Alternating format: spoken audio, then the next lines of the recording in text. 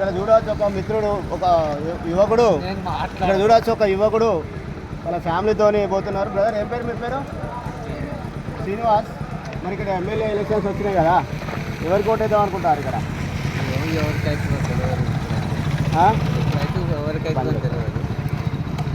Okay, ఇప్పుడు పెంటాజీ తలండి వాళ్ళ కూతురు నీతా తలండి ఇక్కడ ఎన్నో సమస్యలు ఉన్నాయి.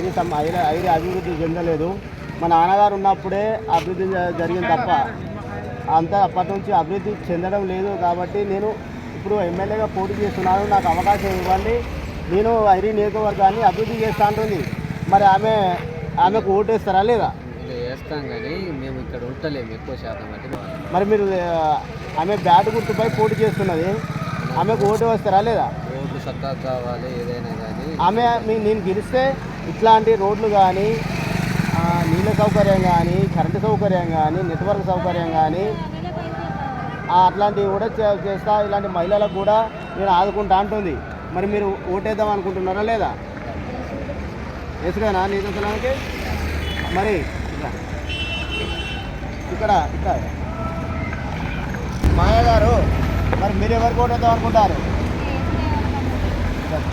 చెప్పి కదమ్మా, ఎవరికి వేస్తావు ఓటు? బ్యాట్ గుర్తుకు వేస్తావా?